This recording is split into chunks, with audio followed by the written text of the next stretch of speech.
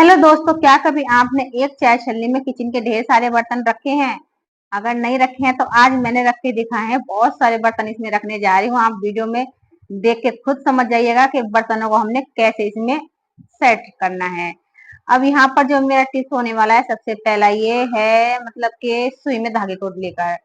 अब देखिए, या तो जिनकी नजर वीक होती है, कम दिखता है, या फिर आप समझ लीजिए जिनको सही दिखता है, दोनों ही पर्सन क्या होता है ना, छोटी वाली सुई में धागा नहीं डाल पाते हैं। भाई चलो, ऐसा होता है कि जिसकी नजर कमजोर है तो समझ में आता है कि धागा नहीं डाल पा रहे हैं, कम दिख रहा होगा।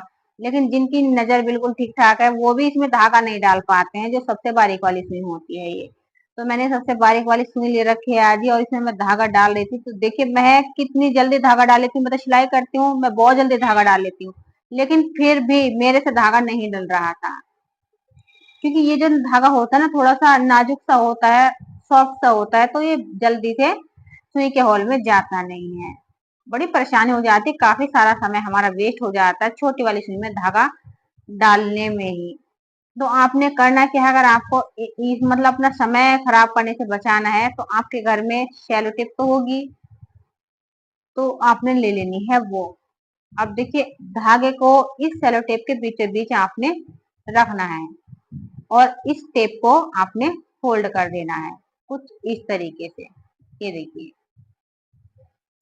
अब हम करेंगे क्या, इसके एक छोटे से पार्ट को हम कट करने वाले हैं। तिकोना कट करना है, नुकीला। आप समझ लीजिए, देखिए मैं आपको दिखा देती हूँ कितना पार्ट हमें कट करना है इसमें से। ये देखिए, ट्रायंगल शेप में मैंने इसको कट कर लिया है, और धागा इसी के अंदर है, बाहर धागा नहीं है। इसकी जो नोक है, अच्छे से आपने काट लेनी है।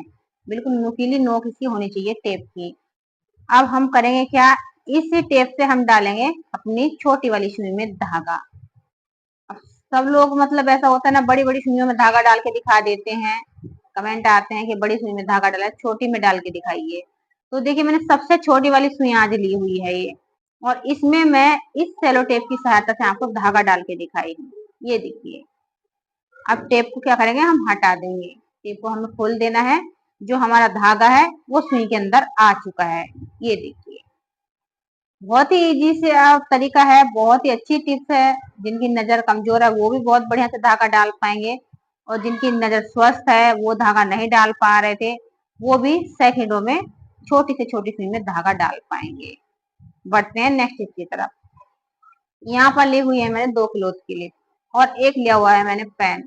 तो ये होने वाला है हमारा एक जुगाड़।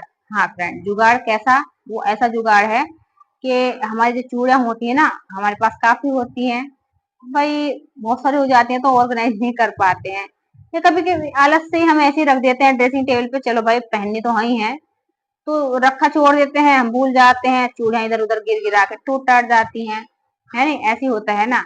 अब देखिए आपने करना क्या है, मैं आपको बताती हूँ। एक क्लॉथ क्लिप लेनी है आपने, और ये पेन लेना है। इस तरीके से आपने अपनी चूड़ियों को ऑर्गेनाइज कर देना है इसमें। अब आप ड्रेसिंग टेबल पे रख के आराम से छोड़ दीजिए, ये बिखरेंगी नहीं। जब ये बिखरेंगी नहीं तो फ्रेंड ये टूटेंगे भी नहीं। बस छोटी सी टिप्स से आप ट्राई करके देख सकते हैं।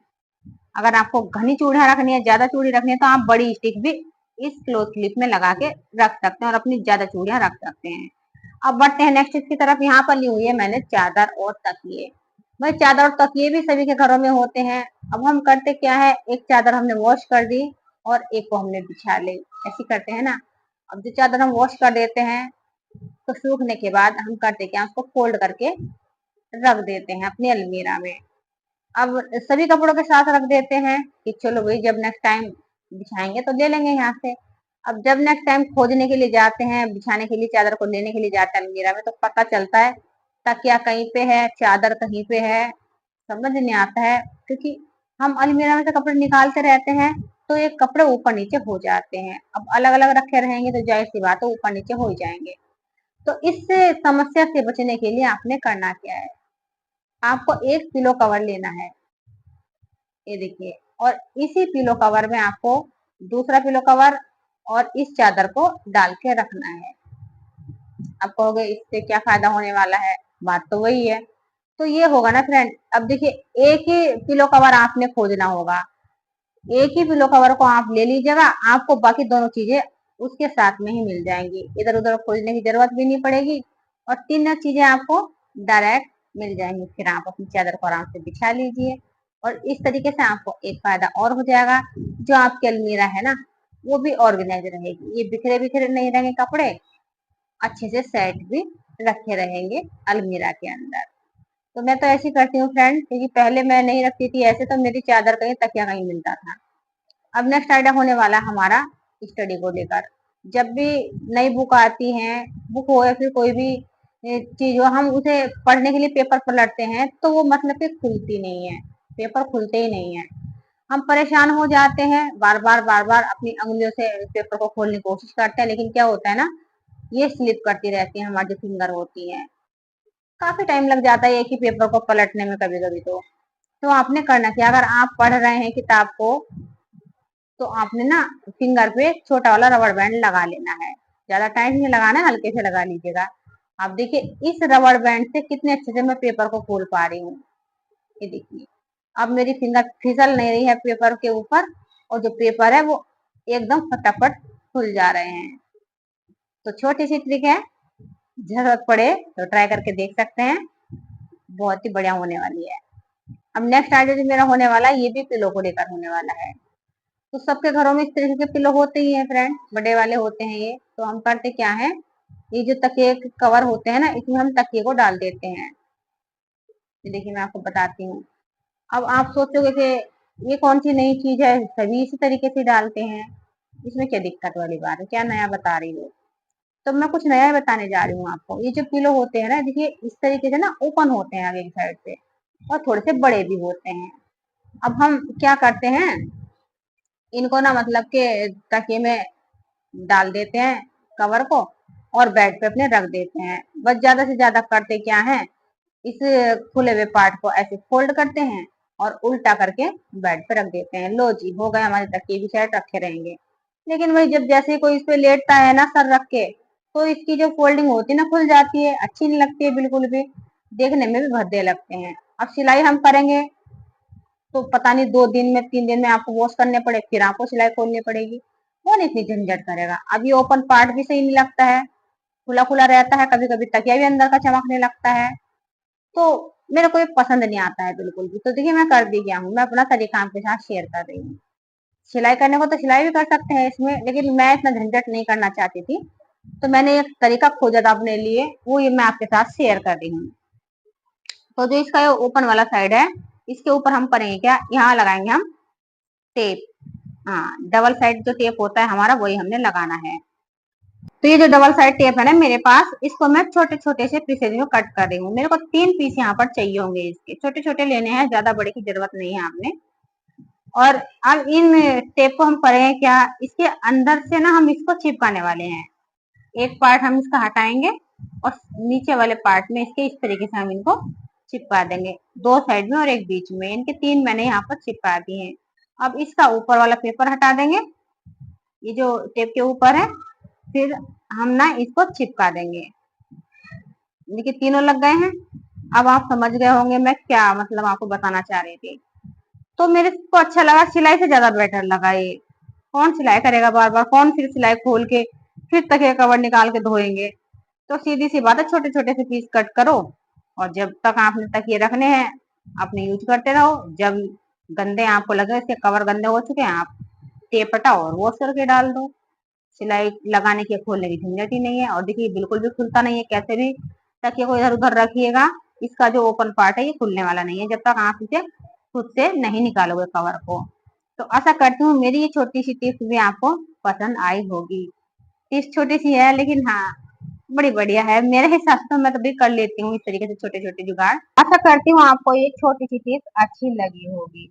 अब नेक्स्ट आइटम मेरा देख लीजिए फ्रेंड, यहाँ पर मैंने ली हुई है ये चाय छन्नी। तो इस तरीके की चाय छन्नी हमारे घरों में होती ही है, और ये नहीं है तो आप प्लास्टिक की भी ले सकते हैं, सेम वर्क करने वाली। बस प्लास्टिक की छन्नी को आपको थोड़ा सा यहाँ से थोड़ा सा पिघला करके फोल्ड कर देना ऊपर को, बस ये वाली शेप दे देनी, जैसे मैंने ये स्टील की छन्नी को दी हुई है, सेम वर्क करने वाली है। उसकी जाली आपने हटा देनी है, मैंने भी इसकी जाली यहाँ पर हटा रखी है। एक पुरानी छन्नी रखी थी मेरे पास, इसकी जाली मैंने हटा दी थी। अब हमें चाहिए होंगे पुराने बैंगल। अब देखिए हम करेंगे क्या, इन बैंगल को हम कट करने जा रहे हैं। और इससे मैं करूंगी क्या आपको बताती हूँ। इससे बनाने वाली हूँ मैं एस हुक। हाँ फ्रेंड, इससे हम एस हुक बनाएंगे। क्यों? क्योंकि हमें ना इसमें एस हुक की जरूरत पड़ेगी। और ये जो चूड़ी होती है मेटल की, इनसे बड़े अच्छे से सुंदर से एस हुक बन के तैयार हो जाते हैं।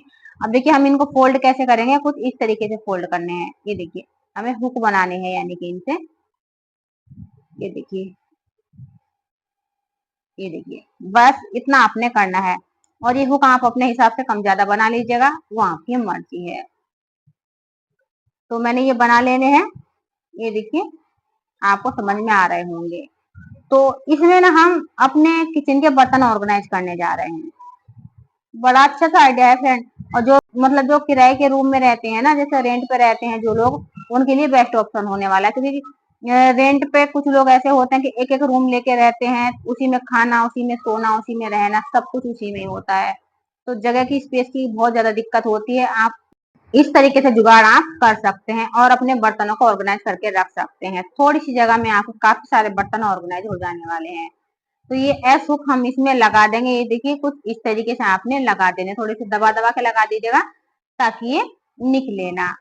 ये देखिए बड़ा सा ये आसान सा तरीका है। और देखिए चाय छानी तो हमारे घरों में मिल ही जाती है ना। जब खराब हो जाती है तो हम बस कुछ नहीं करते हैं, इनको ना फेंक ही देते हैं वेस्ट समझकर। लेकिन मेरे हिसाब से तो फेंकना कोई मतलब समस्या का समाधान नहीं है। अगर आप चाहें तो इनको यूज कर सकते हैं। तो फेंकने से अच्छा है कि आप इनको अपने तरीके से रीयूज कर लें। तो चलिए फ्रेंड, मैंने बना के तैयार कर लिया है। अब मैं बताती हूँ आपको, इसे यूज करके दिखा देती हूँ, मतलब कैसे हमने इसमें बर्तन रखने हैं। वैसे तो आपको समझ में आ गया होगा, लेकिन कुछ न्यू व्यूवर्स होते हैं, न्यू फ्रेंड होते हैं हमारे, जिनको पता नहीं होता है, तो उन सबके लिए टिप्स बिल्कुल न्यू होने वाली है और बहुत ही अच्छी होने वाली है। तो यहाँ पर देखिए फ्रेंड, हमने इसको बना लिया है। तो इसको हम रखेंगे कहाँ? इसे रखेंगे हम अपने किचन में, या फिर जहां पर भी आप अपने बर्तन रखते हैं। तो अभी तो मैं फिलहाल आपको विंडो में लगा के दिखा देती हूँ, ताकि आपको आइडिया हो सके कि आपको इन्हें कैसे रखना है, मतलब बर्तनों को इसमें। तो आपके किचन में जो भी स्पैचुलाज होते हैं, चाय छाननी होती है, या फिर आप कह सकते हैं जो हमारे चाकू, कैंची, छुरी, ऐसे कुछ बर्तन होते हैं जिनको आप इधर उधर रखे रहते हैं, टाइम पे हाथ नहीं लगते हैं, तो आप वो सब ना इसमें ऑर्गेनाइज करके रख सकते हैं। बहुत ही अच्छे से आपको एक ही जगह पर मिल भी जाएंगे। ये विस्कर, जितने भी अपनी चीजें होती हैं, वो सब आप इसमें ऑर्गेनाइज करके रख सकते हैं। अभी काफी सारे ऐस हुक इसमें लगाकर और भी बहुत सारे बर्तनों को ऑर्गेनाइज कर सकते थे। तो यहाँ पर देखिए फ्रेंड, मैंने अच्छे से बर्तन ऑर्गेनाइज कर दिए हैं। फिर मिलूंगी फ्रेंड एक और नई वीडियो के साथ, तब तक के लिए बाय बाय।